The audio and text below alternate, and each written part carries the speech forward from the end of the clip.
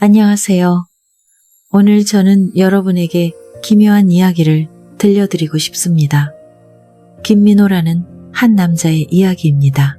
그는 물리적인 세계에서뿐만 아니라 자신의 삶 속에서도 사라져 버렸습니다.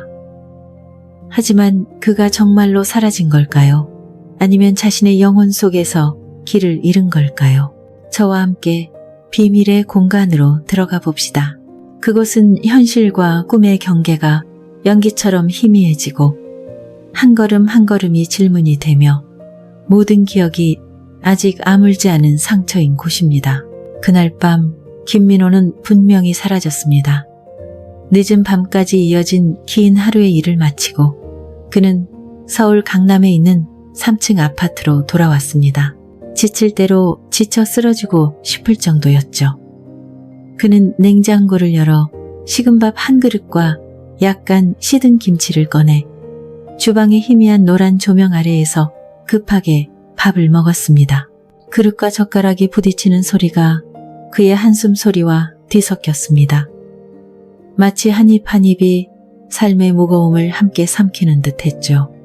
그는 작은 주방을 둘러보았습니다. 낡은 전기 밥솥에 극힌 외관, 누렇게 변색된 전기 주전자, 그리고 선반 위에 고추장통 같은 익숙한 물건들이 바쁜 나날 급하게 먹던 밥, 그리고 점점 드물어진 가족의 순간들에 대한 이야기를 들려주는 듯 했습니다. 이 주방은 한때 그의 어머니가 설날에 떡국을 푸짐하게 준비하던 곳이었고 아내 박지연이 그가 보리차를 테이블에 엎지르면 깔깔대며 웃던 곳이었으며 딸 김수진이 어린 시절 순진한 그림을 그리던 곳이었습니다. 하지만 이제 이곳은 고요한 공간일 뿐 아름다운 추억들이 현재의 피로에 가려져 있었습니다. 그는 비틀거리며 침실로 들어가 전통 문양의 담요를 깔끔히 접었습니다. 어머니와 함께 2층에서 살던 시절부터 이어진 습관이었습니다. 그는 담요를 가지런히 정리하며 마치 그 행위로 혼란스러운 삶에 약간의 질서를 되찾을 수 있을 것처럼 느꼈습니다. 그는 바닥에 깐 얇은 매트리스 위에 누워 차가운 바닥의 냉기가 천을 통해 스며드는 것을 느꼈습니다. 잠을 청하려 했지만 그의 마음은 추억과 현실의 파도 사이를 떠도는 배처럼 흔들렸습니다. 그는 옛날을 떠올렸습니다. 자유로운 저널리스트로서 불타는 열정을 품고 자신의 펜이 세상을 바꿀 수 있다고 믿던 시절을요. 그는 밤늦게까지 기사를 쓰던 날들, 첫 기사가 조선일보 같은 큰 신문에 실렸을 때 아버지의 자랑스러운 눈빛, 그리고 지연과 함께 책상 램프에 희미한 불빛 아래 문장을 다듬던 순간들을 기억했습니다. 하지만 이제 그 열정은 꺼져버렸고 꿈의 잔재와 강남의 아파트 단지를 관리하는 일에 압박만이 남아 있었습니다. 끝없는 민원과 밤늦게까지 계약서를 검토해야 하는 일상이 그를 짓눌렀죠. 그의 의식은 점점 흐려졌습니다. 깊은 어둠 속으로 천천히 떨어지는 마른 잎사귀처럼요. 그는 움직일 수 없었고 단지 희미한 감각만이 깨어있는 듯 꿈과 현실 사이를 떠돌았습니다. 그러다 기묘한 일이 일어났습니다. 김민호는 자신의 몸에서 벗어나 공중에 떠있는 듯한 느낌을 받았습니다. 아래를 내려다보니 그의 몸이 매트리스 위에 누워 있었지만 그것은 더 이상 평범한 물질이 아니었습니다. 투명한 유리처럼 빛이 스며드는 모습이었죠. 손가락, 발가락, 어깨, 얼굴, 가슴까지 모두 서서히 사라졌습니다. 검은 머리카락과 몸의 윤곽만 잠깐 남았다가 매트리스 속으로 완전히 녹아들었습니다. 방은 텅 비었고 담요와 베개만 외롭게 남아 있었습니다. 사막의 모래 위 공룡 발자국처럼요. 그는 방 안의 모든 세부사항을 알아챘습니다. 벽에 걸린 시계의 똑딱거리는 소리, 수진이 5살 때 고집스럽게 걸었던 가족 사진이 비뚤어진 모습, 그리고 어젯밤 씻지 않은 커피잔에서 나는 피냄새까지 현재의 날짜와 시간, 모든 것이 선명했습니다. 이건 꿈이 아니었습니다. 그는 여전히 존재했지만 어디에 있는지는 알 수 없었습니다. 그는 자신의 마음속에서 메아리치는 목소리로 물었습니다. 내가 여기 있어. 하지만 나는 누구지? 내가 어디 있는 거지? 그의 의식이 떠도는 비밀의 공간. 어느 곳에도 속하지 않은 곳이었습니다. 그는 강남의 자신의 3층 아파트와 어머니의 2층 집을 잇는 계단 사이에 갇힌 듯 느꼈습니다. 단지 한 층 차이였지만 오늘은 그 계단 하나하나가 더 높고 더 깊으며 끝없이 이어지는 듯 했습니다. 오래된 나무 계단, 갈라진 틈과 벗겨진 페인트는 그가 학교에서 있었던 일을 어머니에게 이야기하러 뛰어다니던 날들, 그리고 지영과 함께 계단에 앉아 미래 계획에 대해 웃으며 이야기하던 순간들을 속삭이는 듯 했습니다. 그는 잠들기 전에 무슨 일이 있었는지 떠올리려 했지만 기억은 안개에 쌓인 듯 흐릿했습니다. 그럼에도 그의 의식은 날카로웠고 몸처럼 사라지지 않았습니다. 정말 이상하지 않나요, 여러분? 몸은 사라졌지만 기억은 사라지지 않았습니다. 그는 작은 세부 사항까지 생생히 기억했습니다. 16살 딸 수진의 맑은 웃음소리, 그녀가 학교에서 쓴 가족에 대한 감성적인 에세이를 이야기하던 순간들, 아내 지연이 퇴근 후 지친 눈빛, 한때 반짝이던 눈이 이제는 피로로 가득 찬 모습, 그리고 아래층 이웃인 이 노인이 매일 저녁 창가에서 담배를 피우며 들려주는 아무도 듣고 싶어하지 않는 한국 전쟁 이야기까지. 이 노인은 군인이었고 혹독한 세월을 겪었으며 그의 반복되는 이야기는 민호가 잊을 수 없는 깊은 슬픔을 담고 있었습니다. 그는 이 노인이 그의 손을 잡고 했던 말을 떠올렸습니다. 민호야, 아직 젊어. 이 삶이 너를 잃게 만들지 마. 그때 민호는 그저 웃어넘겼지만 지금 그 말은 그의 가슴에 칼처럼 꽂혔습니다. 그 순간 지연의 모습이 그의 마음속에 생생한 그림처럼 떠올랐습니다. 지연은 한때 방안을 환히 밝히는 미소를 가진 여성이었습니다. 그들은 18년 전 명동의 작은 카페에서 비오는 오후에 만났습니다. 당시 그녀는 사무직원으로 긴 머리카락과 말하는 듯한 반짝이는 눈을 가지고 있었죠.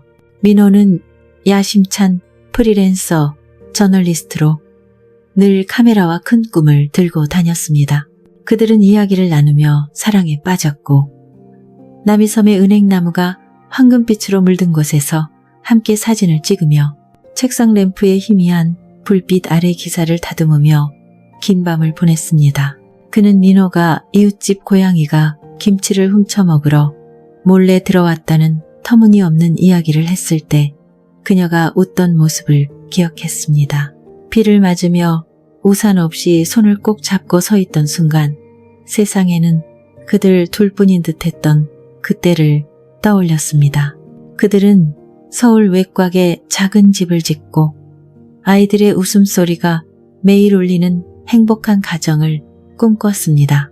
여의도 공원의 벤치에 앉아 햇빛이 가득 들어오는 큰 창문이 있는 집, 작은 정원에 꽃을 심고 저녁이면 온 가족이 식탁에 둘러앉아 하루의 소소한 이야기를 나누는 단순한 계획을 세웠습니다.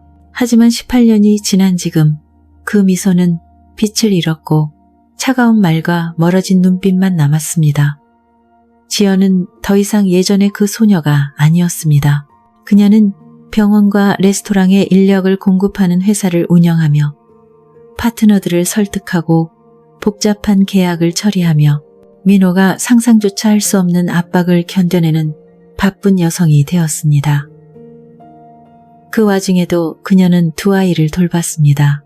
작가가 되기를 꿈꾸며 늘 노트를 들고 다니며 떠오르는 아이디어를 적는 16살 수진, 그리고 기타리스트를 꿈꾸며 거실에서 순진하지만 감성적인 멜로디를 연주하는 12살 수연.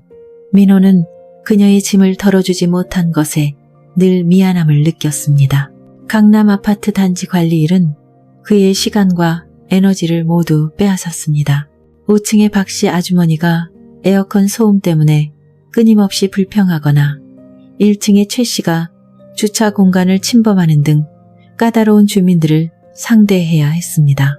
그는 계약자들과 협력하고 전기와 수도 시스템을 점검하며 끝없는 사소한 민원을 처리해야 했습니다. 모두가 잠든 밤 그는 작은 사무실에 홀로 앉아 노트북 화면의 빛이 피곤한 얼굴을 비추며 계약서를 확인하고 이메일에 답장하곤 했습니다. 오늘 지연은 부산에서 중국 컴퓨터 학원 시절 친구를 만난다고 했습니다. 민호는 그 친구 말 많고 유쾌한 이은지라는 여성을 만난 적이 있었습니다. 그는 지연에게 약간의 돈을 보내고 말했습니다. 친구랑 맛있는 거 먹어. 하지만 그날 밤늦게 집에 돌아왔을 때 지연은 아직 돌아오지 않았습니다. 그는 망설이다가 밤 10시가 넘어 그녀에게 전화했습니다. 몇 번의 벨소리 후 그녀가 약간 당황한 목소리로 전화를 받았습니다. 응, 친구 만나는 중이야. 영화 보고 저녁 먹느라 늦었네. 그녀의 목소리는 침착했지만 주변이 이상할 정도로 조용했습니다. 마치 방음된 방에 있는 듯했죠. 민호는 그 고요함이 평범하지 않음을 느꼈습니다. 웃음소리도 식당이나 영화관의 소음도 없이 그저 섬뜩한 고요함만 있었습니다. 1시간 뒤에 갈게. 그녀가 말했습니다.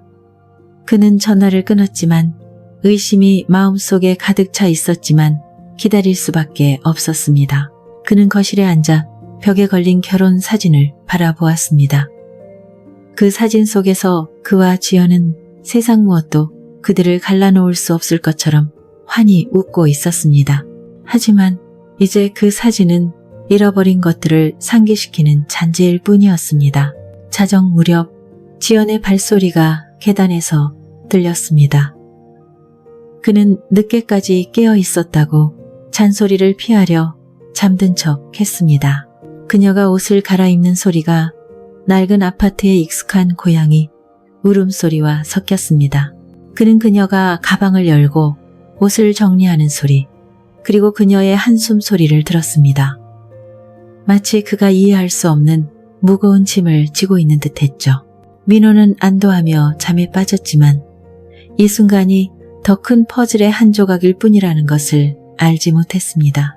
그의 마음속에서 작은 의심의 씨앗이 어둠 속에서 자라나며 싹을 틔울 준비를 하고 있었습니다. 새벽이시 빗소리가 민호를 깨웠습니다.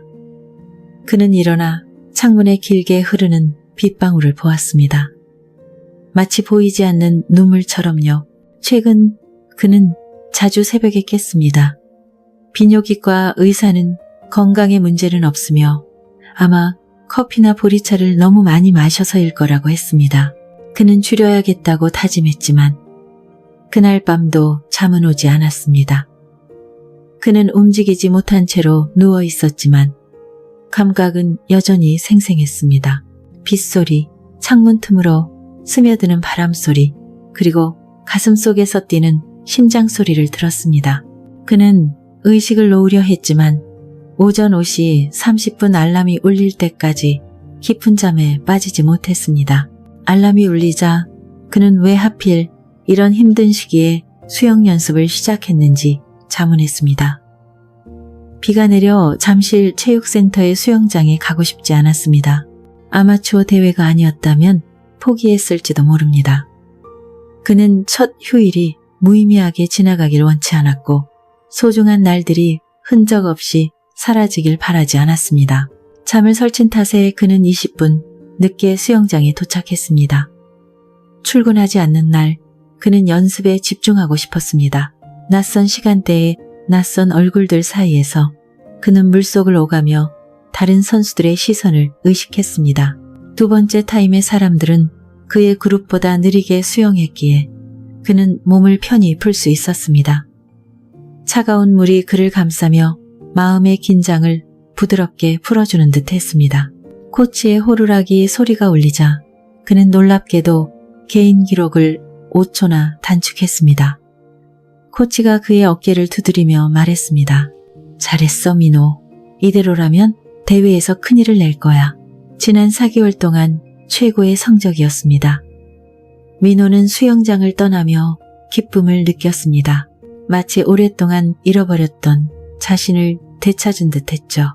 그는 젊은 시절 학교에서 수영선수로 늘 대회에서 1등을 했던 날들, 그리고 아버지가 그의 메달을 보며 자랑스러워했던 순간들을 떠올렸습니다. 멀리 떨어진 추억이었지만 그 기억은 차가운 날을 따뜻하게 해주는 작은 불씨 같았습니다. 집으로 돌아오는 길, 비는 여전히 내렸습니다. 여의도 교회를 지나가다 그는 길 모퉁이에서 한 여성이 걸어 나오는 것을 보았습니다. 검은 마스크를 쓴 그녀의 작은 얼굴이 천 뒤에 숨겨져 있었습니다. 그녀는 우산 없이 비에 젖어 있었습니다. 민호는 본능적으로 우산을 들어 그녀를 가려주었습니다. 왜 이렇게 젖도록 놔둔 거예요? 그는 부드럽지만 호기심 어린 목소리로 물었습니다. 그녀는 당황하며 경계하는 눈빛으로 답했습니다. 버스 정류장으로 가던 중에 갑자기 비가 쏟아졌어요. 그녀는 갑작스러운 친절에 당황한 듯 민호를 위아래로 훑어보며 의도를 의심하는 눈치였습니다. 교회의 붉은 벽돌 벽이 그녀의 핑크색 드레스를 돋보이게 했지만 검은 상의는 어울리지 않았습니다. 오른쪽은 블라우스, 왼쪽은 셔츠 같아 마치 두 조각이 어울리지 않는 퍼즐 같았죠. 민호는 어린 시절 만화 속 반반으로 갈린 이상한 악당, 미소와 눈빛이 알 수 없는 인물을 떠올렸습니다. 정류장까지 데려다 줄게요. 그는 말하며 그녀를 우산 아래로 끌어들였습니다. 젖은 피부 냄새가 스치며 그는 약간 당황했습니다. 그는 거리를 두었고 결국 그의 왼쪽 어깨가 흠뻑 젖었습니다. 그들은 보도를 따라 그의 차를 지나 정류장의 처마 아래에 도착했습니다. 잘 가세요.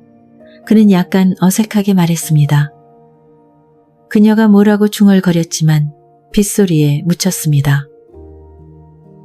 민호는 그녀가 감사 인사를 했는지 궁금했습니다. 차로 돌아오며 그는 마음이 흔들렸습니다. 왜 그녀는 이렇게 젖도록 내버려뒀을까? 그는 우산을 주지 않은 것을 후회하며 그 작은 행동이 그의 외로움을 조금이나마 달래줄 수 있었을 것 같았습니다. 집에 돌아와 민호는 물을 끓이고 커피를 갈았습니다. 진한 커피 향이 후각을 깨웠습니다. 그는 90도 온도에서 조심스럽게 커피를 내려 첫 휴일 아침에 따뜻한 커피를 즐겼습니다. 잡다한 생각들이 머릿속을 스쳤습니다. 그는 왜 직장을 바꿨는지 떠올렸습니다. 이전 회사에서 관리자로 일하던 그는 새로운 이사인 강 씨를 만났습니다. 냉정하고 계산적인 사람으로 그는 민호의 실수를 끊임없이 지적하고 하청업체를 몰래 조사하며 터무니없는 감사 보고서로 그를 비난했습니다. 민호는 긴장된 회의들을 기억했습니다. 강 씨가 경멸하는 눈빛으로 이런 식으로 일하면 회사가 어떻게 발전하겠나? 라고 말하던 순간들. 그는 자료와 계약서를 보여주며 자신을 변호하려 했지만 그의 말은 허공에 흩어질 뿐이었습니다. 강 씨는 듣지 않았고 그를 회사에서 몰아내려 했습니다. 어느 오후 강 씨는 민호를 불러 잘못된 보고서를 내밀며 말했습니다. 일을 다시 생각해봐, 민호. 회사엔 책임감 없는 사람이 필요 없어. 그는 소리치고 책상을 치며 명예를 지키고 싶었지만 분노와 무력감을 삼키며 침묵했습니다. 결국 강 씨는 인사에 개입해 그를 해고시켰습니다. 모 회사도 그의 의도를 알았지만 모른 척 했습니다. 모든 것이 계획된 음모 같았죠. 작년 10월 인사팀장 정 씨가 민호를 불러 힘없는 목소리로 말했습니다. 민호, 이해해. 때론 원치 않는 일을 해야 해. 사직서를 써. 둘 다에게 좋을 거야. 민호는 분노로 가득 차 사직서를 썼지만 부정적인 생각에 더 이상 휘둘리고 싶지 않았습니다. 그는 강 씨에게 충분히 상처받았고 미련은 없었습니다. 그가 미안했던 유일한 것은 관리 사무실의 동료들이었습니다. 그가 그들을 지키지 못해 해고된 사람들이었죠. 그는 따뜻한 미소를 지닌 회계사 김 씨를 떠올렸습니다. 그녀는 전날 밤 만든 떡을 사무실에 가져와 팀과 나누며 모두를 하나로 묶었습니다. 그는 추가 근무를 마다하지 않던 기술자 박 씨를 기억했습니다. 그의 어린 아들이 병으로 치료비가 필요했음에도 불평 없이 일했죠. 그리고 갓 졸업한 인턴 한 씨, 열정 넘쳤지만 구조조정 때문에 해고된 그녀를 떠올렸습니다. 민호는 그녀에게 다른 기회를 찾아주겠다고 약속했지만 지키지 못했습니다. 그는 자신뿐만 아니라 그를 믿었던 이들에게도 실패했다고 느꼈습니다. 그는 새 일자리를 찾기 시작했습니다. 지원서를 내고 면접을 보고 거절당하며 자존심을 상하게 하는 말들을 들었습니다. 한 면접관은 그를 탐색하는 눈빛으로 말했습니다. 40이 넘었는데 뭘 더 바라나. 안정된 일자리면 충분하지. 큰 꿈은 꾸지 마. 민호는 눈물을 삼키며 면접실을 나와 남산공원의 은행나무 아래 멈춰 섰습니다. 떨어지는 노란 잎을 보며 가족을 위해 버텨야 한다고 다짐했습니다. 그는 홍대 카페에서 홀로 앉아 노트북 키보드 위에 금빛 조명이 비치며 지원서를 작성하고 이력서를 수정하며 이 세상에서 자신의 자리가 있는지 자문했습니다. 여의도 공원에서 지나가는 사람들, 손잡고 걷는 젊은 연인들, 느긋이 산책하는 노인들을 보며 그들도 그처럼 길을 잃은 적이 있는지 궁금했습니다. 10년 전 세상을 떠난 아버지의 말이 머릿속에 울렸습니다. 아들아, 절대 포기하지 마. 삶이 힘들어도 일어나 계속 걸어가야 해. 그 말은 어두운 날을 밝히는 등불 같았습니다. 끈기와 약간의 행운 덕에 그는 새 일자리를 얻었습니다.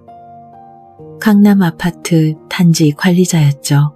일을 시작한 이후 그는 휴일 없이 채용 하청업체 선정, 주민 민원 처리에 몰두했습니다. 모두가 잠든 밤, 그는 작은 사무실에서 노트북 화면에 비치 피곤한 얼굴을 비추며 계약서를 확인하고 새벽까지 이메일에 답했습니다. 9개월이 지나 이번 여름 휴가는 그가 처음으로 여유를 가진 시간이었습니다. 김민호는 여행을 가고 싶지 않았습니다. 그는 글을 쓰고 싶었습니다. 글쓰기는 그의 동기를 북돋우고 무의미한 날들에서 벗어나는 출구였습니다. 펜을 통해 그는 새로운 인물을 창조하고 독자의 마음을 울리는 이야기를 썼습니다. 자료를 찾다가 눈물을 흘린 적도 있었습니다. 한국전쟁으로 가족이 흩어진 이야기, 자식을 잃은 어머니, 돌아오지 않은 아버지, 부모의 얼굴을 모르는 고아원의 아이들. 그는 강원도 산골 마을의 한 여성이 홍수로 가족을 잃고도 마을 아이들에게 글을 가르치기 위해 작은 교실을 연 이야기를 떠올렸습니다. 그 이야기를 쓰며 밤새 울었고 역경 속 인간의 힘을 느꼈습니다. 원고를 완성했을 때의 기쁨은 마치 집을 지은 듯한 느낌이었습니다. 각 문장은 벽돌, 각 장은 방이었습니다. 때로는 자신의 작품을 통해 희망을 느꼈고 세상의 작은 부분이라도 바꿀 수 있을 것 같았습니다. 몇 년 전 그는 수진에게 자신의 단편 소설을 읽어줬습니다. 당시 12살이던 수진은 눈을 반짝이며 말했습니다. 아빠, 나도 아빠처럼 사람들을 울리고 웃게 하는 이야기를 쓰고 싶어. 그 말은 그가 어떤 어려움 속에서도 글을 계속 쓰게 한 가장 큰 동기였습니다. 그에게 글쓰기는 다른 세상과 소통하는 방법이자 현실에서 도망치는 길이지만 동시에 자신을 마주하는 방법이었습니다. 짧은 4일의 휴가 동안 그는 원고를 완성하고 싶었습니다. 그것이 가장 의미 있는 휴식 계획이었습니다. 집에서 20분 거리인 홍대의 친숙한 카페가 그가 글을 쓰려던 곳이었습니다. 조용한 골목에 자리 잡은 작은 카페로 거친 벽돌 벽과 푸른 화분이 있는 곳이었습니다. 그는 3층 구석, 창문을 통해 햇빛이 부드럽게 들어오는 자리에서 쓰는 것을 좋아했습니다. 오래된 나무, 냄새와 볶은 커피향, 잔잔한 K-인디 음악이 어우러져 평온한 공간을 만들었습니다. 그는 이곳에서 가장 멋진 글을 썼습니다. 길을 잃은 사람들, 잊힌 꿈, 그리고 되찾은 희망에 대한 이야기들. 한 번은 이태원의 작은 아파트에 사는 중년 남자가 선인장을 돌보며 마음의 상처를 치유하는 단편을 썼습니다. 그 이야기는 문학 잡지에 실렸고 한 독자가 그 이야기가 힘든 시기를 이겨내는데 도움이 됐다고 편지를 보내왔습니다.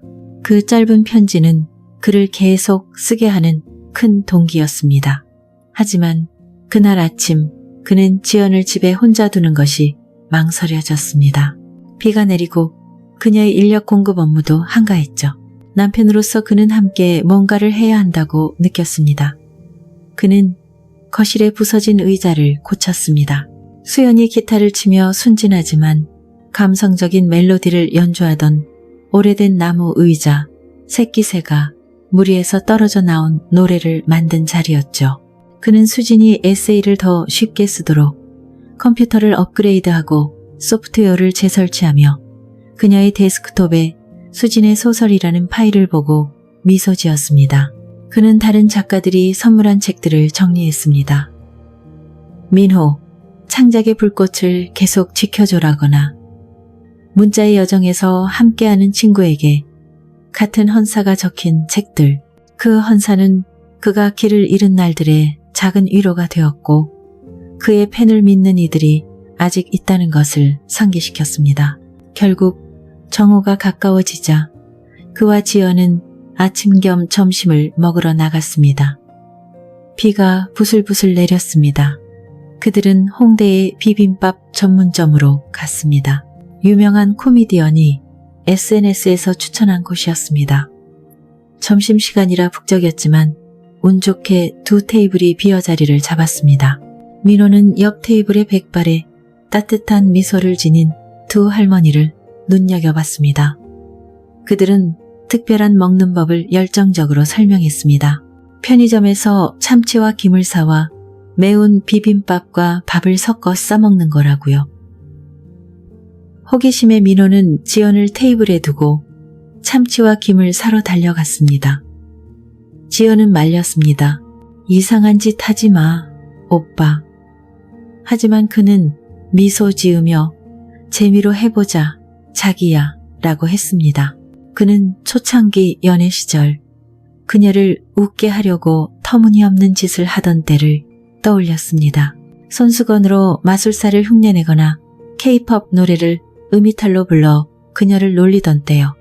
하지만 이제 그 미소는 사라지고 짜증 섞인 눈빛만 남았습니다. 그가 밥을 섞자 지연이 잔소리를 시작했습니다.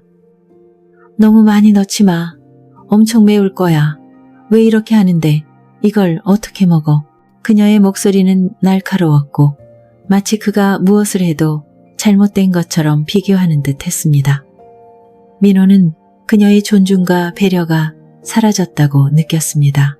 그는 분노를 억누르며 밥을 던지고 싶다는 상상을 했지만 조용히 양념을 섞었습니다. 결국 참지 못하고 폭발했습니다. 마음에 안 들면 네가 해. 잔소리 그만해. 지연은 놀라 입술을 깨물며 고개를 돌렸습니다. 둘 사이의 공기는 얼어붙었습니다. 그는 소주 한 병을 시켰지만 주인이 오래 앉아 있을까봐 못 들은 척 했습니다. 민호는 신경 쓰지 않았습니다. 밥이 거의 끝날 무렵 4명의 새 손님이 들어왔습니다. 그중 둘은 약간의 장애가 있는 듯한 노동자였습니다. 한 명은 절뚝이었고 다른 한 명은 두꺼운 안경을 썼습니다. 민호는 할머니들이 알려준 비빔밥 먹는 법을 열정적으로 추천했지만 그들은 이해하지 못한 듯 낯선 눈빛으로 그를 쳐다봤습니다. 지연은 다시 목소리를 높였습니다. 왜 자꾸 나를 창피하게 만드는 거야? 싫다고 했잖아.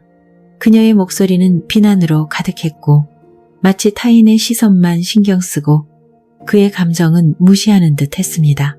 민호는 날카롭게 답했습니다. 아무것도 안 하면 아무 일도 안 일어나. 이런 게 추억이 되는 거야. 왜 내가 하면 창피하고 네가 하면 괜찮아.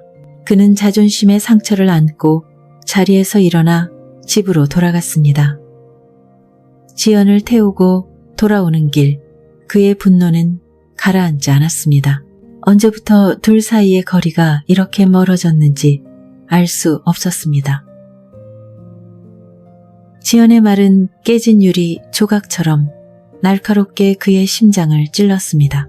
그는 그녀가 이 삶을 원망하고 그가 짐처럼 느껴진다고 생각했습니다. 그는 그녀가 차갑게 바라보던 순간들, 동창회에 함께 가지 않으려 했던 때, 나 피곤해, 오빠 혼자 가라고 했던 순간들을 떠올렸습니다. 그는 언제부터 그들이 한 지붕 아래 낯선 이들이 되었는지 자문했습니다. 몇 년 전 여의도 공원에서 수진과 수연이 놀고 있을 때 그들이 함께 앉아있던 순간을 기억했습니다. 지연이 말했죠.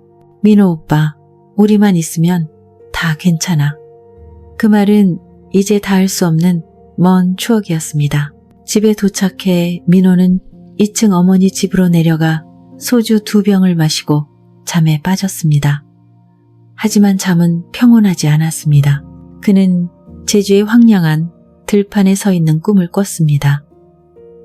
사람 하나 없는 곳, 마른 풀 사이로 바람이 휘몰아쳤습니다.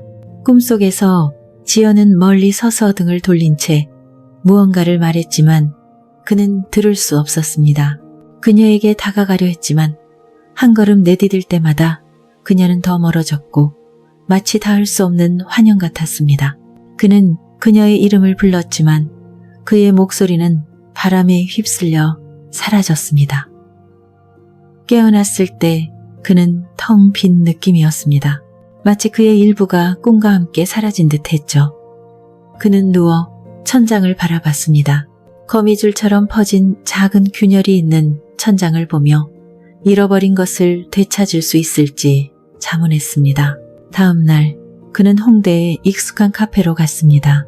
3층 구석 햇빛이 부드럽게 들어오는 자리에 앉았죠. 그는 예전 원고를 열었지만 집중할 수 없었습니다. 아무리 노력해도 문장은 따로 놀았습니다. 소설 쓰기는 허구해서 진실을 창조하는 일이었지만 그의 마음은 아직 진정되지 않은 분노로 어지러웠습니다. 그는 글쓰기를 포기하고 사진을 정리하기 시작했습니다. 그는 사진을 하나씩 보며 삭제하고 색상 빨강, 노랑, 초록을 조정해 새로운 의미를 부여했습니다. 경주 들판에 황금빛 별을 찍은 사진, 수진이 어릴 때 그곳에서 뛰놀고 수연이 메뚜기를 잡던 때를 떠올렸습니다. 인사동의 좁은 골목 사진, 기분이 좋지 않을 때 혼자 걷던 곳, 미녀를 부르는 노점상과 가로등 아래서 노는 아이들의 소리가 담긴 곳이었습니다. 이 작업은 그를 매료시켰습니다. 마치 그림을 완성하며 예술 작품으로 만드는 듯했죠. 사진을 편집하던 중 카페 구석에서 흐릿한 그림자를 발견했습니다. 어제 비 속의 그 여성이었습니다. 그는 자연스럽게 행동하며 미소 지었습니다. 어제 그분 맞죠? 그녀는 살짝 놀랐지만 환한 미소를 지었습니다. 어머, 또 만났네요. 어제 우산 고마웠어요. 그녀는 자신을 김지수라고 소개하며 여자 형제가 많아 부모님이 남자아이 같은 이름을 지었다고 했습니다. 민호는 농담했습니다. 그럼 우리 둘 다 김씨네요? 둘은 마치 오랜 친구를 만난 듯 웃었습니다.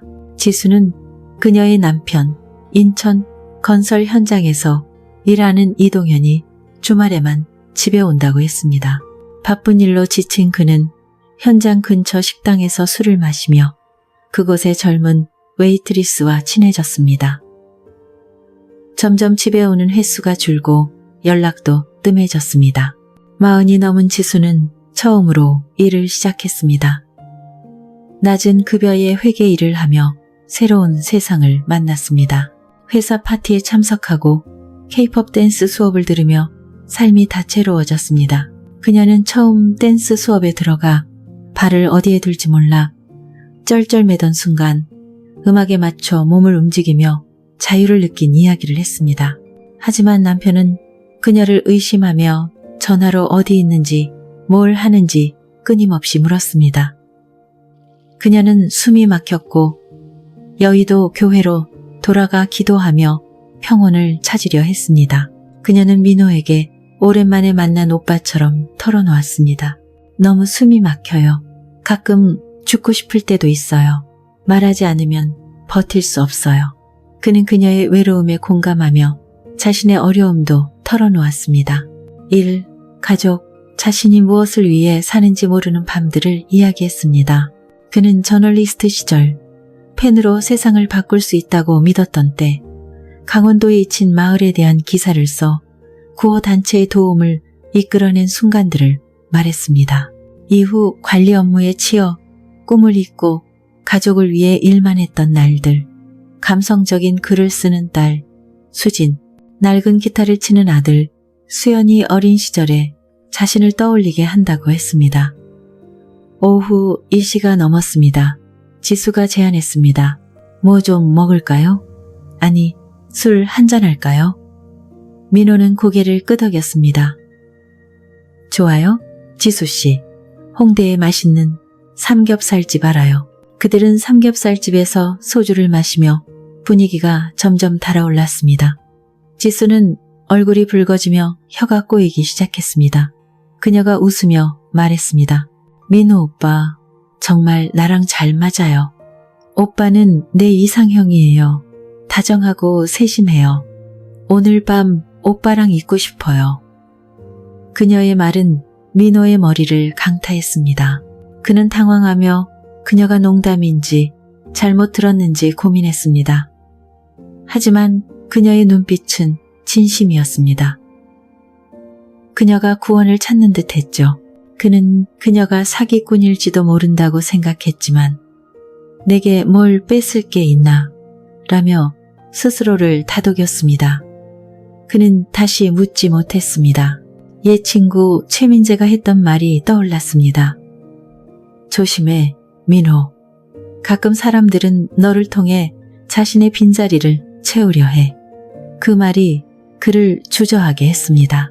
다행히 지수의 친구 박수민이 와서 분위기를 누그러뜨렸습니다. 수민은 갈색 단발머리에 활기찬 목소리로 긍정적인 에너지를 뿜었습니다. 그들은 다른 술집으로 옮겨 이야기를 이어갔습니다. 수민이 잠시 자리를 비울 때마다 지수와 민호는 손을 잡고 포옹하고 심지어 키스까지 했습니다. 하지만 수민은 불편해 보였고 지수를 밖으로 끌고 나가 이야기를 나눴습니다. 민호는 불안했지만 끼어들지 않았습니다. 결국 수민이 노래방을 제안했습니다. 홍대의 노래방은 LED 조명이 화려하게 깜빡이며 혼란스러운 춤을 추는 듯 했습니다. 그들은 3번 방, 가죽 소파와 큰 화면이 있는 작은 방으로 안내받았습니다.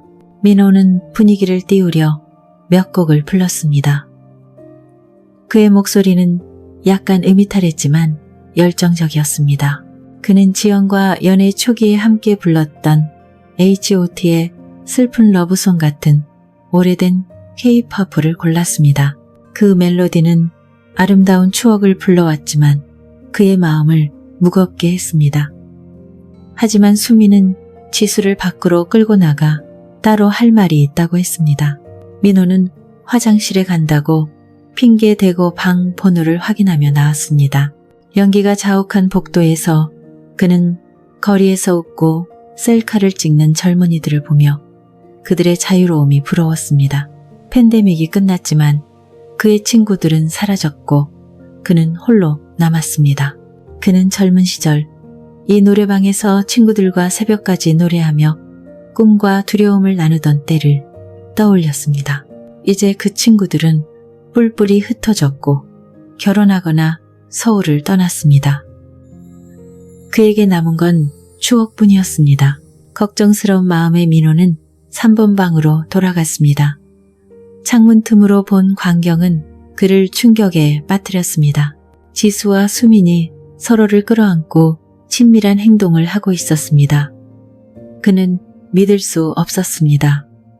배신감이 거대한 파도처럼 그를 삼켰습니다. 그는 노래방을 뛰쳐나와 화장실에서 토하고 어머니의 2층 집으로 택시를 타고 갔습니다. 귀가 잘 안 들리는 어머니는 그가 돌아온 줄 모르고 아버지 사진이 걸린 작은 방에서 깊이 잠들어 있었습니다. 아무도 그를 찾지 않았습니다. 그는 2층과 3층 사이에 떠도는 존재, 어디에도 속하지 않은 자처럼 느껴졌습니다. 그는 거실의 낡은 매트리스에 누워 천장을 바라봤습니다. 갈라진 틈이 끝없는 길처럼 퍼져 있었습니다. 그는 자신에게서 도망치고 있는지 아니면 속할 곳을 찾고 있는지 자문했습니다. 김민호는 어머니 집에서 깨어났습니다. 술 때문에 머리가 욱신거렸습니다. 그는 기묘한 몸의 사라짐, 지수와의 만남, 그리고 예상치 못한 배신을 떠올렸습니다. 하지만 무엇보다 지연이 떠올랐습니다. 몇 달 전 그는 우연히 그녀의 컴퓨터를 열었습니다. 재훈 오빠라는 낯선 남자와의 친밀한 메시지가 떠 있었습니다. 밥 먹었어? 건강 챙겨 같은 다정한 말, 웃는 이모티콘, 그리고 금요일 저녁 이태원에서 만나 같은 은밀한 약속들. 그는 서울 전역을 뒤지며 그녀를 찾았습니다. 그녀가 자주 가던 명동 카페, 강남 미용실까지. 하지만 직원들의 의심스러운 눈빛만 받았습니다. 한 번은 이태원의 작은 카페 창문 너머로 지연 비슷한 여성이 남자와 마주 앉아 있는 모습을 봤지만 진실이 너무 두려워 들어가지 못했습니다. 결국 상처받은 마음으로 돌아왔습니다. 그는 지연에게 따졌지만 그녀는 둘러댔습니다. 그냥 동료야. 이상한 생각하지 마. 하지만 다른 조각들이 드러났습니다. 부산 카페 방문, 친구 만난다는 핑계로 늦게 귀가한 날들, 그리고 그녀가 언급하지 않은 곳에서 온 전병 같은 선물들. 그는 오래전부터 그녀가 그의 곁에 있지 않음을 깨달았습니다. 그는 그녀가 거실에서 전화기를 보며 짓던 미소, 그를 볼 때는 보이지 않던 미소를 떠올렸습니다. 동창회에 함께 가지 않으려 했던 때, 나 피곤해, 오빠 혼자 가, 라고 했던 순간들을 기억했습니다. 그는 그 모든 신호를 무시하려 했습니다. 진실을 인정하면 가정이 무너지고 수진과 수연을 잃을까봐 두려웠습니다. 그는 수진이 물었던 순간을 떠올렸습니다. 아빠, 왜 엄마 아빠는 예전처럼 같이 안 웃어? 그는 대답하지 못하고 딸을 끌어안으며 그녀가 가정의 균열을 눈치채지 않길 바랐습니다. 그는 수진과 수연을 생각했습니다. 그를 버티게 하는 유일한 동기였죠. 감성적인 글을 쓰는 수진은 늘 그를 자랑스럽게 했습니다. 그녀는 가족에 대한 에세이를 보여주며 썼습니다. 가족은 무슨 일이 있어도 돌아가고 싶은 곳이에요. 그는 수진이 커서도 그렇게 느낄지, 부모 사이의 균열을 알게 될 때도 그럴지 궁금했습니다. 낡은 기타와 순진한 멜로디의 수연은 젊은 시절의 그를 떠올리게 했습니다. 유명한 저널리스트가 되어 세상을 바꾸겠다는 꿈을 꿨던 때요. 그는 수연이 거실에서 기타를 치며 자작곡을 부르던 순간을 기억했습니다. 작은 새가 멀리 날아 집을 찾아 바람이 차갑지 않고 마음이 외롭지 않은 곳. 그는 아이들이 그와 지연의 균열로 상처받지 않기를 바랐지만 가정을 지키는 법을 몰랐습니다. 그는 옛 친구 신태호를 떠올렸습니다. 삶은 책 같아 민호야. 슬픈 장도 있지만 결말은 네가 정해. 태호는 가장 힘든 날에 곁에 있던 친구였습니다.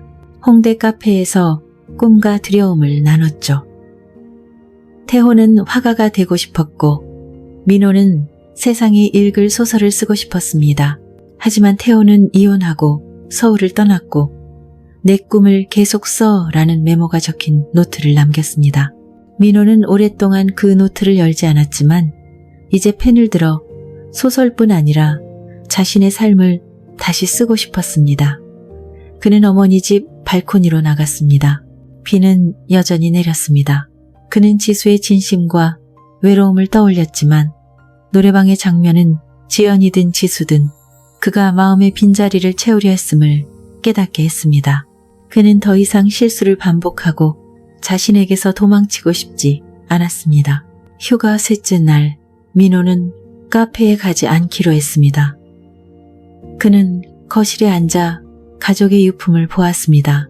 그와 지연이 젊고 희망에 찼던 결혼 사진, 수진이 5살에 그린 해가 웃는 집 그림, 수연의 기타는 이루지 못한 꿈을 상기시켰습니다. 그는 노트북을 열고 원고를 다시 썼습니다. 이번엔 완벽한 이야기를 만들려 하지 않았습니다. 그는 마음의 감정을 쏟아냈습니다.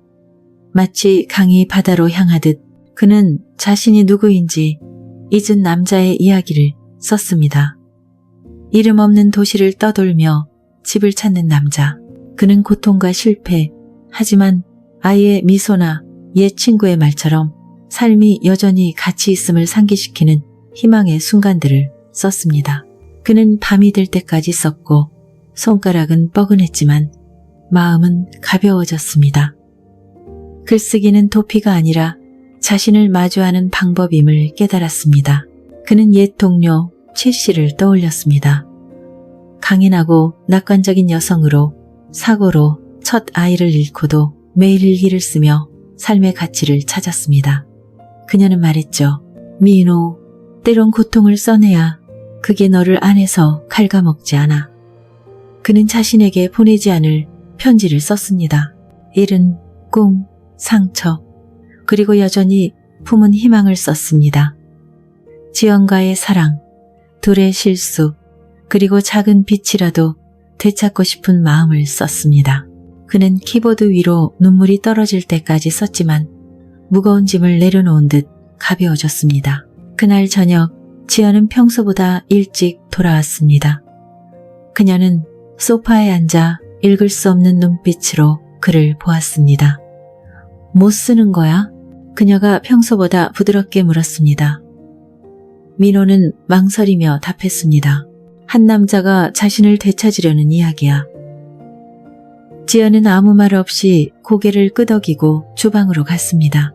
그는 그녀가 설거지하는 소리, 물 흐르는 소리를 들으며 예전처럼 진짜 대화를 나눌 기회가 있을지 궁금했습니다.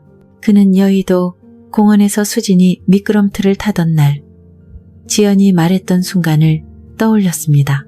민호 오빠, 우리만 있으면 다 괜찮아. 그는 그 말이 여전히 맞기를 바랐지만 다시 시작하는 법을 몰랐습니다. 넷째 날 민호는 수진과 수연을 서울숲 공원에 데려갔습니다. 아이들의 웃음소리를 들으며 그의 마음은 따뜻해졌습니다. 수진이 달려와 그를 안으며 말했습니다.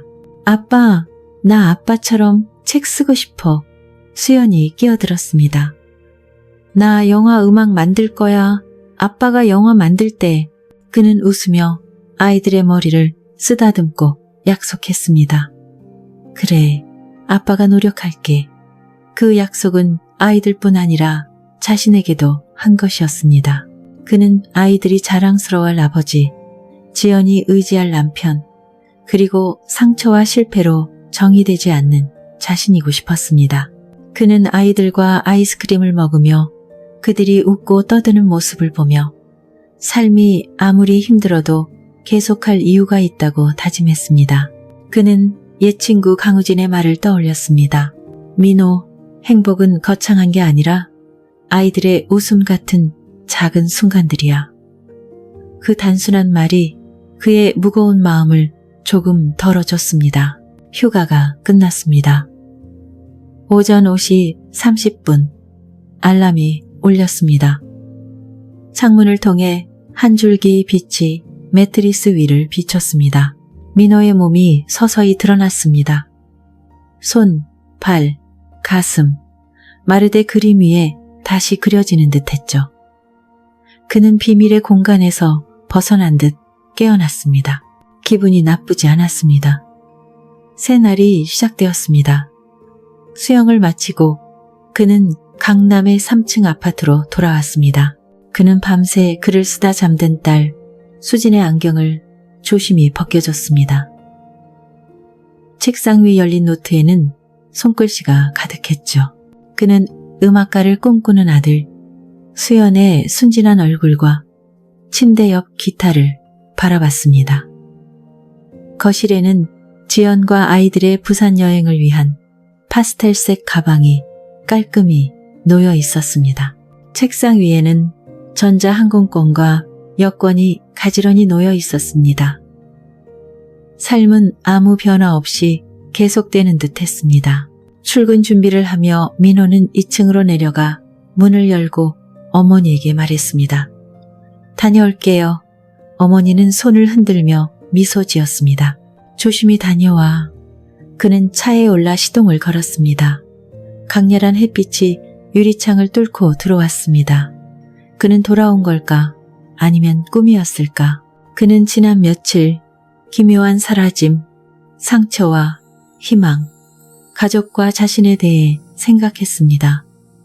아들아, 삶은 직선이 아니야, 원이야.